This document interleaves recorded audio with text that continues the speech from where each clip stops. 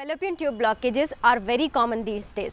हमारे पास क्लाइंट्स आते हैं, तकरीबन 10 क्लाइंट्स में से 1-2 क्लाइंट्स को ये प्रॉब्लम है। तो आज हम इस वीडियो में देखेंगे कि क्या फेलोपियन ट्यूब ब्लॉकेजेस का एग्जैक्टली इलाज क्या है और जो ट्रीटमेंट आप करवाते हैं एलोपैथी में, आयुर्वेदा में और whatever the mode of treatment you are following, like fallopian tube blockages जब भी आपको होता है तो यूजुअली सर्जरी या लैप्रोस्कोपी रिकमेंड की जाती है। अगर आप इससे डरते हैं और इसका नेचुरल ऑल्टरनेटिव देख रहे हैं तो देखेंगे इस वीडियो में कि क्या हम नेचुरली फेलोपियन ट्यूब को ओपन कर सकते हैं। So do watch my video till the end. अस्सलामुअलैकुम, hello everyone, this is doctor Tahira and you are welcome to my channel. तो जैसे कि मैंने बताया कि आज हम इस वीडियो में फेलोपियन ट्यूब ब्लॉकेजेस के बारे में बात करेंगे। सबसे पहले हम प्रोसेस ऑफ फर्टिलाइजेशन को समझ लें। प्रोसेस ऑफ फर्टिलाइजेशन क्या है, बच्चा कैसे बनता है। फर्स्ट, एवरी मंथ जो मेंस्ट्रुअल साइकिल आपका आता है, so the ovary is starting to release an egg. That egg travels down to the fallopian tube and वहाँ से स्पर्म आता है एंड मीट करता है एक पर्टिकुलर रीजन में फेलोपियन ट्यूब के जिसे एम्प्यूला कहते हैं। वहाँ पे sperm and egg meet and they travel back to the uterus. Uterus में आएंगे एंड वहाँ पे आपका एम्ब्रियो एम्बेड होगा, जिसे हम सक्सेसफुल इम्प्लांटेशन कहते हैं। अगर इमेजिन कर लीजिए कि जो रोड है ओवरी से यूट्रस में जाने की, जो फेलोपियन ट्यूब की रोड है, अगर वो ब्लॉक हो जाए बीच में, तो क्या प्रेगनेंसी हो सकती है? बिल्कुल नहीं, क्योंकि ब्लॉकेजेस आते हैं जब पार्शियल या कंप्लीट ब्लॉकेजेस आते हैं, it hinder to natural fertilisation. अब देखते हैं कि इसके सिम्टम्स क्या हैं। काफ़ी लोगों को फेलोपियन ट्यूब ब्लॉकेजेस के कुछ भी सिम्टम्स नहीं आते। It just get diagnosed while you are trying to conceive. जब आप कंसीव नहीं कर पा रहे हैं तब टेस्ट के दौरान, डायग्नोसिस के दौरान आपको पता चलता है कि आपकी फेलोपियन ट्यूब में ब्लॉकेज है। तो कुछ लोगों को कुछ सिम्टम्स आते हैं, दोज आर वेरी अनकॉमन, जैसे कि किसी में इरेगुलर मेंस्ट्रुअल साइकिल आता है, किसी का, नॉट हर किसी में नहीं आता है। इरेगुलर मेंस्ट्रुअल साइकिल आता है एंड किसी में जो है सो पेन आता है, जो साइड का भी ब्लॉकेज है आपको। अब सपोज के राइट साइड में ब्लॉकेज है तो राइट साइड एक अजीब सा पिंजिंग पेन होगा आपको, and also you experience pen during intercourse. और पेन आपका यूनिलैटरल भी होता है, बायलैटरल भी होता है, डिपेंडिंग अपॉन द ब्लॉकेज। अब हम देखते हैं कि फेलोपियन ट्यूब ब्लॉकेजेस के रीजंस क्या है, क्यों होता है। In most of the cases it is known that chronic pelvic inflammatory disease की वजह से ये फेलोपियन ट्यूब ब्लॉकेजेस आते हैं। अब इन्फेक्शन होने की वजह से ये जो ब्लॉकेजेस आते हैं, इन्फेक्शन होने की वजह से वहाँ पे काफ़ी सारा बैक्टीरिया का ग्रोथ हो जाता है, जिसकी वजह से ब्लॉकेजेस आते हैं। दूसरा है एंडोमेट्रियोसिस। एंडोमेट्रियोसिस यानी कि जो यूट्रस की लाइनिंग होती है, जो नॉर्मल ग्रोथ होती है लाइनिंग, जो एवरी मंथ आपको शेड करना है, it grows outside the uterus. Uterus के बाहर ग्रो होने से वो कभी कभी आपके फेलोपियन ट्यूब को अडहार कर जाती है या फिर कभी कभी ओवरी को अडहार कर जाती है, जिसकी वजह से एडहेशंस होते हैं, ब्लॉकेजेस होते हैं।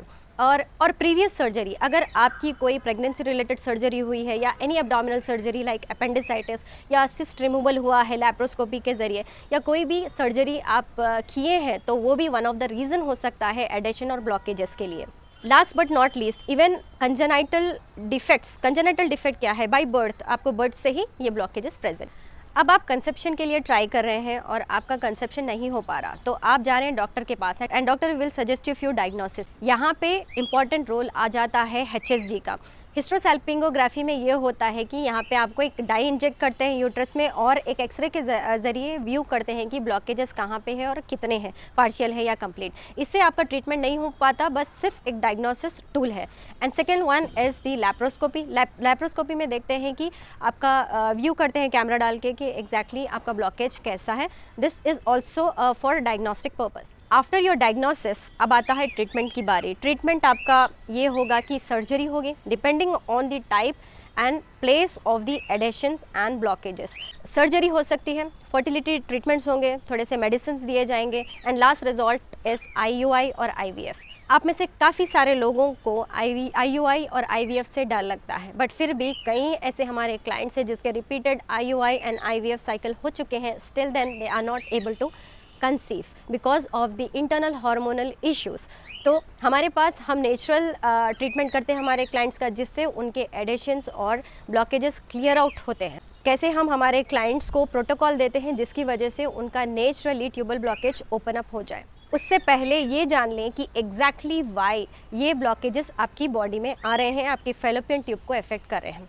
First major reason is the inflammation in your body. Inflammation is nothing but जो घाव होता है, सूजन होता है, जैसे कि आप अगर कुछ नाइफ से कट कर रहे हैं और आपकी उंगली कट जाती है तो क्या होगा, आपकी उंगली सूज जाती है एंड वो सूजन की वजह से बॉडी स्वेलअप हो जाती है। Similar that kind of inflammation is there in your reproductive organ, जिसकी वजह से आपके फैलोपियन ट्यूब स्वेलअप कर जाते हैं, ब्लॉक हो जाते हैं। Because of this inflammation, repeated inflammation रहने की वजह से जो एड्रेस नहीं हो पाता टाइम पर, उसकी वजह से इन्फेक्शन को लीड करता है। And third reason is the hormonal imbalance. When your body is not in balance, जब भी आपके हार्मोन्स जो है वो बैलेंस में नहीं होते, उसकी रीज़न आपका थायराइड भी हो सकता है, इंसुलिन रेजिस्टेंस भी हो सकता है, या फिर फर्टिलिटी रिलेटेड जो हमारे हार्मोन्स होते हैं, जो प्रोजेस्टेरॉन है, ईस्ट्रोजन है, टेस्टोस्टेरॉन है, उसका भी इम्बैलेंस हो सकता है।